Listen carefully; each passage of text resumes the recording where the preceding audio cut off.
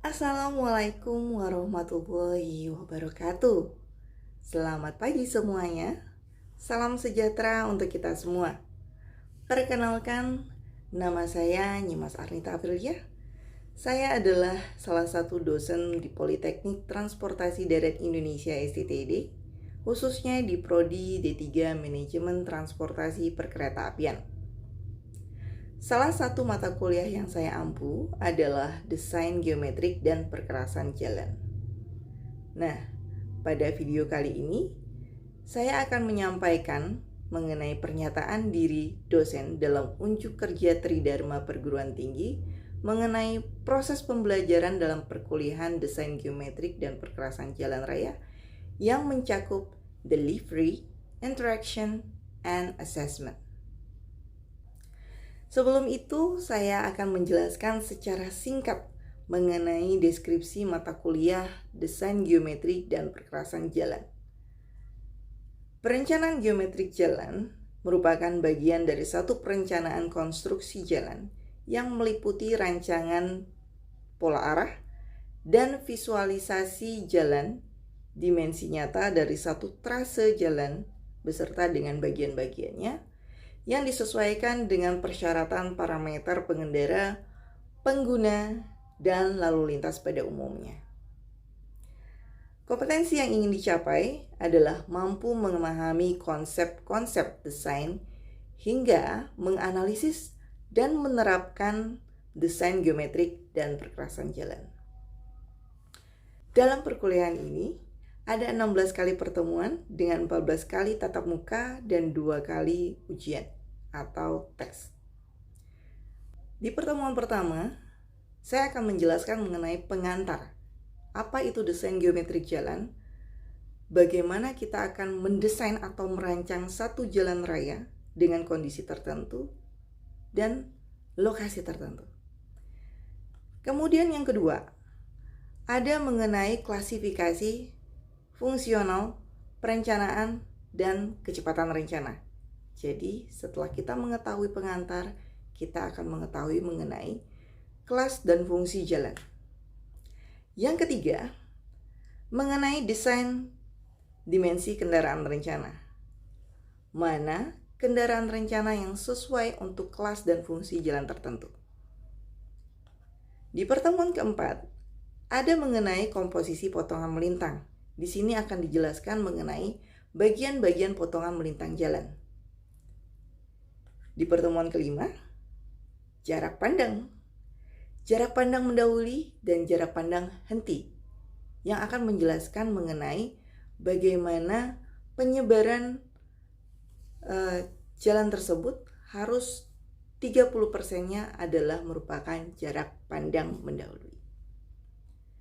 Di pertemuan keenam, ada jari-jari tikungan minimum, superelevasi, dan bagian peralihan. Di sini adalah salah satu dalam item alinyemen horizontal. Pertemuan ketujuh akan menghitung mengenai kemiringan melintang tikungan.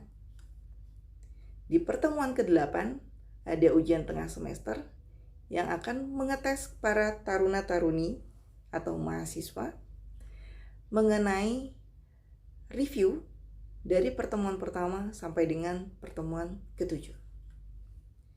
Di pertemuan ke-9, saya akan menjelaskan mengenai landai maksimum dan panjang landai kritis, jalur pendakian lengkung vertikal.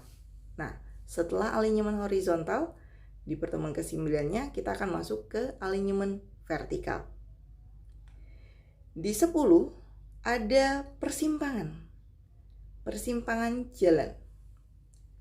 11 alinyemen vertikal secara umum. Jadi dibahas dari awal sampai dengan akhir untuk alinyemen vertikal. Dan di situ juga akan ada termasuk mengenai galian dan timbunan.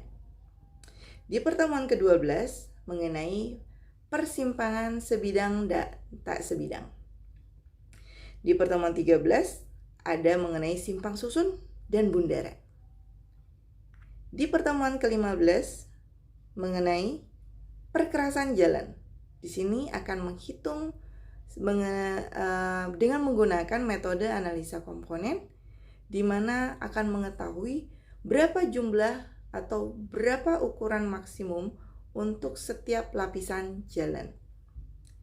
Di pertemuan ke-15 ada marka jalan, dan pertemuan terakhir ada ujian akhir semester, di mana di ujian akhir akan menguji mahasiswa sebatas mana kompetensi mereka terhadap pengetahuan mereka dari awal sampai dengan akhir di perkuliahan ini. Itu untuk pertemuan. Nah, metode yang saya terapkan dalam pembelajaran saya adalah active based learning, baik itu secara tatap muka ataupun secara online. Di tatap muka, saya akan membuatkan studi kasus untuk mereka analisis secara berkelompok, dan itu akan dihadapkan dengan praktek dengan menggunakan komputer, Excel, ataupun AutoCAD. Untuk itu, kita akan melihat cuplikan video pembelajaran saya di kelas secara tatap muka dengan para taruna-taruni saya. Assalamualaikum warahmatullahi wabarakatuh. Waalaikumsalam. Siang semuanya. Ini pertemuan kita yang ke-5. Jadi kalau minggu lalu sudah membuat kontur. Sudah selesai? Kontur beserta dengan medan. Medannya udah dapat semua? Ini duduknya udah dekat sama kelompoknya masing-masing? Belum.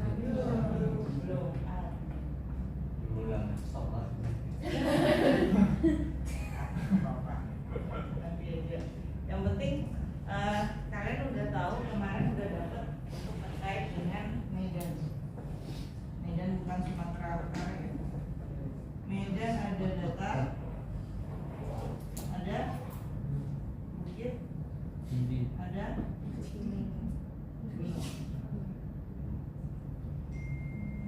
ada yang dapat di gunung. Perhitungannya sudah sampai sini belum? Hitungannya belum. Jadi kemarin sampai hanya kontur saja. Rasanya sudah patok-patoknya udah. Patoknya udah kok belum? Udah. Dapatnya berapa kilo jalannya?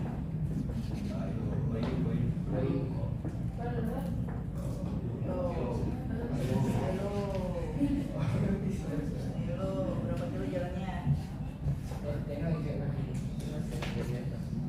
Coba deh kalau gitu per kelompok masing-masing deh. Duduk per kelompok masing-masing tetap di aturan tempat duduk yang sama, tapi ininya aja beda.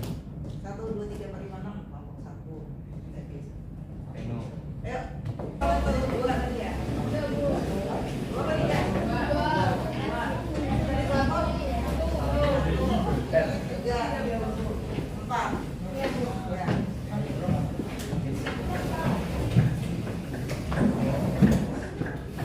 Oke ya, udah duduk di kelompoknya masing-masing ya. Nanti kalian kalau mau diskusi. Ini nanti dihitung. 1, 2, 3. Jumlah total trase, panjang trase itu dihitung semuanya. Coba dari titik A ke titik B. Ada B1, ada B2.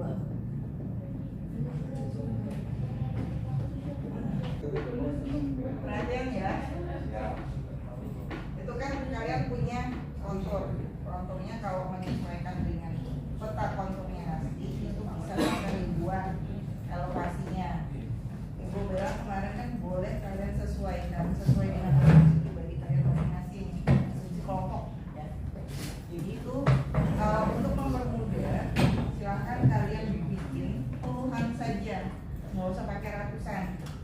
Jadi nanti konturnya puluhan, kalian mudah untuk bikin perpatoknya. Jadi nanti ngitung perpatoknya itu lebih mudah. Nah, di sini kan karena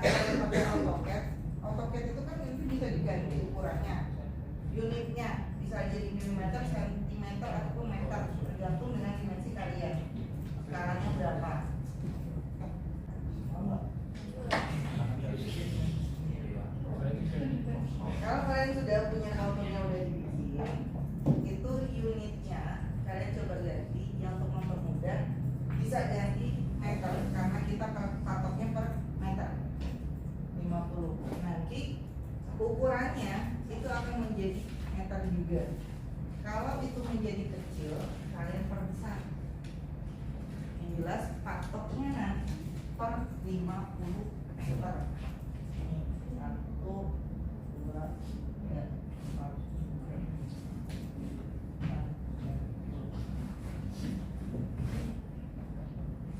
Ini setelah kalian membuat patok, kemudian kalian menemukan medannya, ya medannya apa? Kita dapat apa namanya? Yang namanya P rencana. P rencana ini adalah kecepatan rencana yang seharusnya bisa dijalankan di jalan tersebut. Jadi ada kecepatan maksimum, ada kecepatan rencana, ya, ada kecepatan minimum. Nah, untuk yang satu ini jarak pandang itu ada beberapa pembagian. Jarak pandang nanti, jarak pandang mendahului, dan daerah bebas samping di lingkungan. Kalau dia jarak pandang nanti adalah pada saat kita berkendara kemudian berhenti sesaat. Jadi kayak kalau kalian pernah survei basic, pernah survei yang di lingkungan, Pak. Nah, di situ kan kalian akan melihat kalau misalnya kita berjalan menggunakan kendaraan bermotor, kita ngelihat di depan ada tikungan, ada traffic light, lampu merah. Pada saat kita mau udah ancang-ancang melihat traffic lightnya, kita udah mengurangi kecepatan. Ya, pasti kita mengurangi kecepatan. Kemudian jarak 50 meter lah sebelum traffic light kita mulai mengerem sampai rempol itu sudah batas garis yang ujung untuk traffic light. Nah, itu ada jarak pandang. Jarak pandang kita mulai dari ancang-ancang sampai dengan kita action. Sama kayak kalau kalian punya ceng-cengan, ceng-cengan nggak? Kalau nggak tahu tuh ceng-cengan. Kalian punya target tuh, target yang mau dideketin. Kan kalian juga harus tahu kapan kalian posisi akan mendekat, kapan akan menjauh. Biasanya strategi cowok nih, strategi cowok kalau mau cewek ya, gitu kan, jual mahal. Enggak sih, cewek ya, jual mahal ya.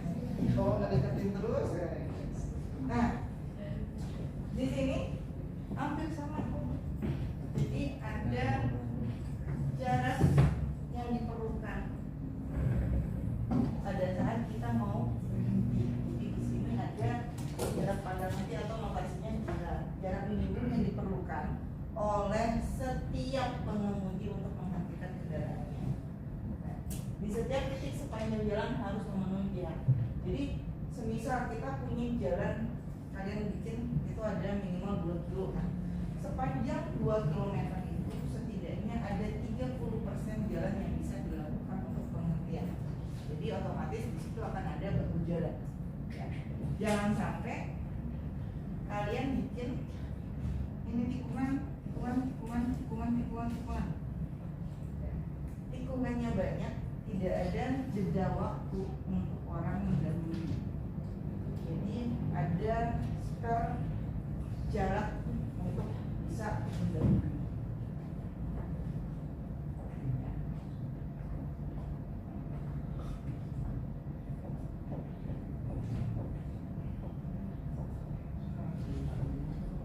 Dasar pada saat kita mengukur jarak pandang. Anggap kita berkendara itu tingginya adalah 105. Ya, pada saat kita pegang setir kemudi, baik itu ini mobil ya, mobil. Jadi jarak pandang dari kita sini tingginya adalah 105. ketinggian di depan kita itu maksimal 15 cm. Jadi pada saat kita melihat bisa kelihatan. Kasihan, tapi kalau misalnya yang maaf agak kurang tinggi ya di mobil, dia harus ada ganjil. Baru sampai aja posisi pohon tanah.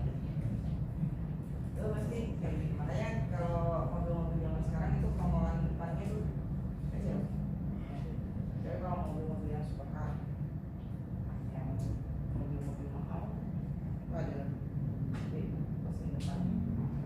Nah, ini untuk jarak pandang menyiap. Ada yang tahu menyiap? Pernah tikung? Saya menikung. Menikung, ketikung, ditikung. Nah, jadi menyiap ini adalah pada saat dia kendaraan mau mendahului. Jadi kita mau nyalip orang, ya, nyalip kendaraan yang di depannya, itu jarak pandangnya adalah harus sama dengan mata kendaraan yang di depannya. Tinggi mata.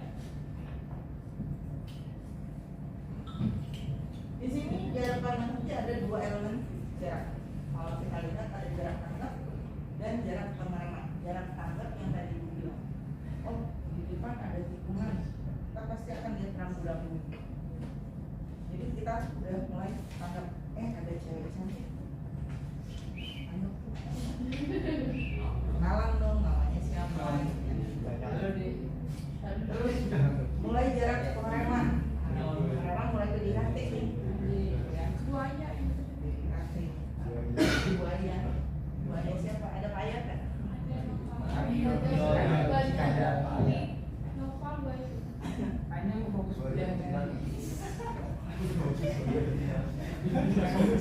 Biasanya kalau yang apa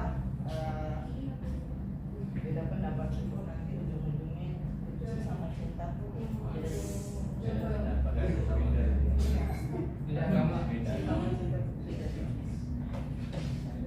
Nah, ada jarak tanggap, ada jarak pengereman.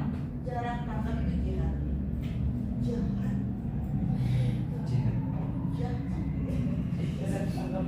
Jarak yang ditempuh oleh kendaraan sejak pengemudi melihat sang halangan. Dan kalau misalnya ada halangan di depannya, makanya kalau di tikungan itu nggak boleh ada pohon, ya. Karena bisa menghalangi pandangan pada saat kita mau belok.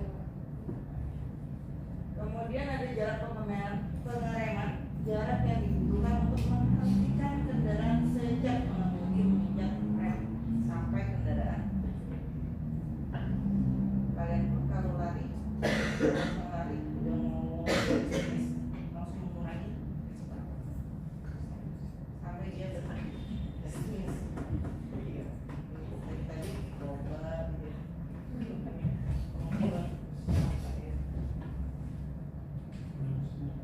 ini rumus jarak pandang nanti.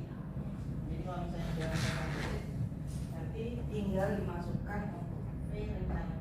Rencananya kita berapa, apa yang kita masukkan, ya. Tapi Bu kasih saran, kalau dia rencananya ada range antara 60 sampai dengan 100 km per jam, boleh kalian ambil yang genap. Ambil genap 60, 80, 100. Kalau kalian ambil ganjil 70, 90, gitu boleh, tapi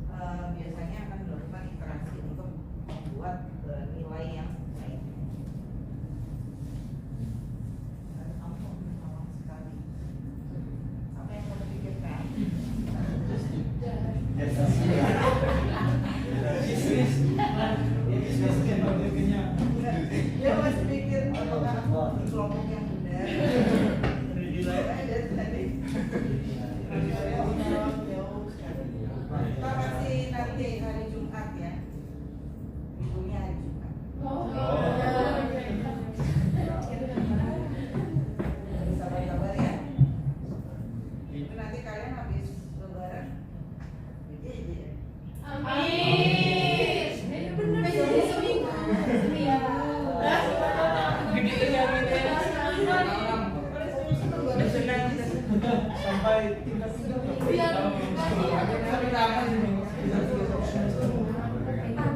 Kalian tega banget ninggalin ibu sendiri. Oh, nanti ada adiknya.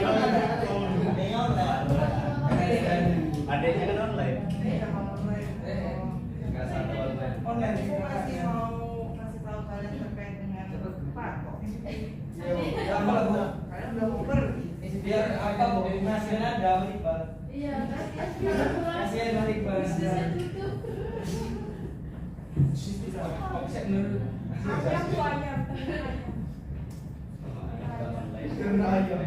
Nanya ada apa ya? Iya,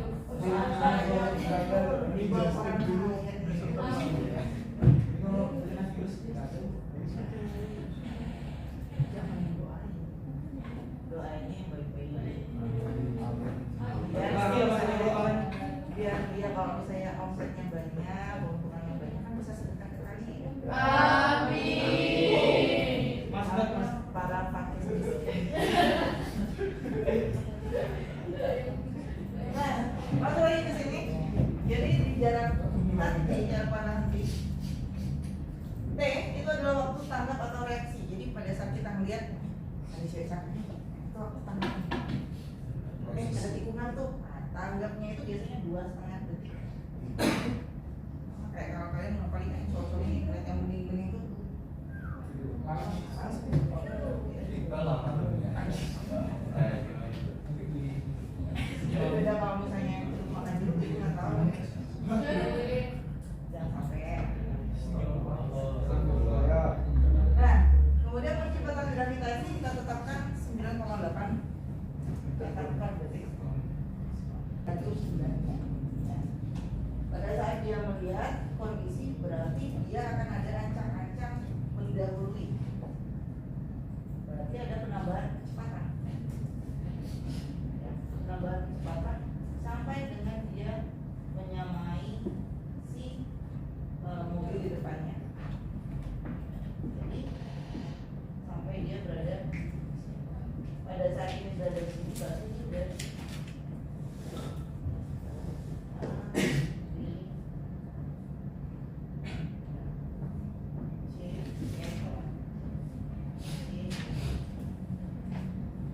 di kondisinya pada saat kita mau nyakit itu kita gas ya, gas itu lebih cepat dari yang sebelumnya kemudian sampai kita mendahului kendaraan sebelumnya kemudian di kecepatan yang normal.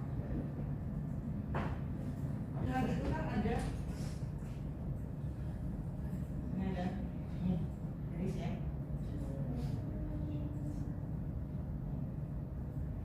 Nah, itu adalah dari bebas tikungan. Di jalan raya pun ada kayak gitu, tapi tidak mungkin kan dibikin kayak untuk di jalan raya. Jadi ada hanya penambahan kekerasan saja di sisi dalam dan di sisi luarnya. Sehingga apabila ada kendaraan besar termasuk truk, kontainer, bis besar pada saat dia manuver mau berbelok itu bisa. Kan kalau kontainer itu kan kepalanya duluan belok, badannya belakangan. Jadi itu kan nggak bisa kalau dia di jalan. Nama kita siapa? Wan. Kedua bikin apa? Tiga tadi. Lihat dulu dong.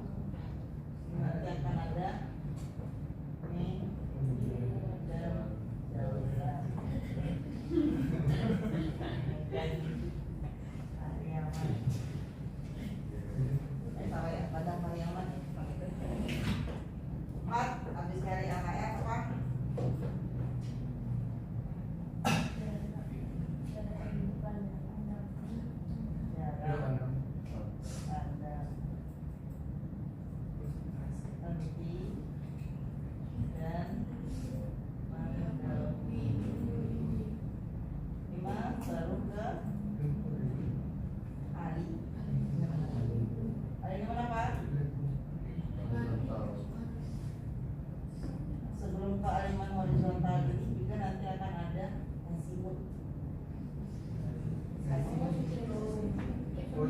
kayak matematika ya.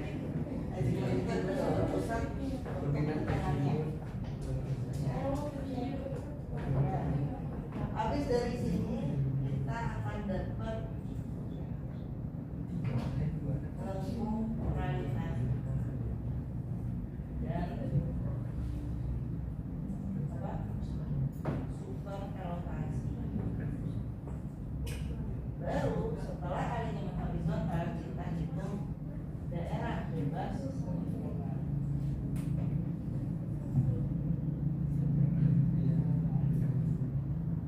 Habis dari sini kita menghitung alignment vertikal. Kita dapat gambar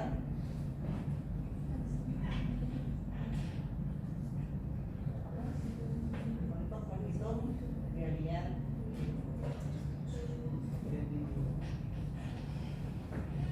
Ini nanti kita hitung juga. Kalau ini sudah ada.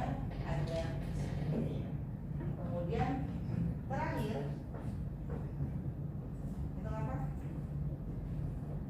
Perkerasan.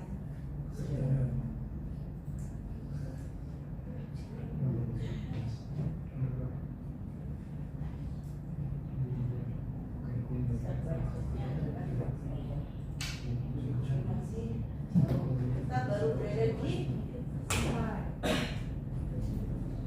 kalau yang ini belum, kita nggak bisa masuk ke. Jadi PR-nya bikin patok, tentukan medan dan LKM. Dapat kesepakatan rencana, lalu kita bisa berkonstruksi.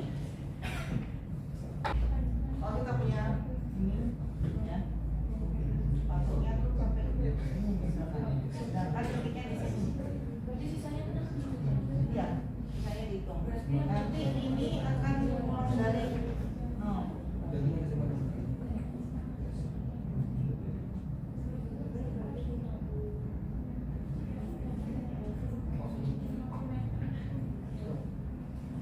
Kalau tidak ada pertanyaan lagi, ibu tutup, tapi bukan yang terakhir. Nanti akan ibu tutup kembali kalau sudah selesai beneran. Bu Andri, wabillahi taufiq wal hidayah. Wassalamualaikum warahmatullahi wabarakatuh.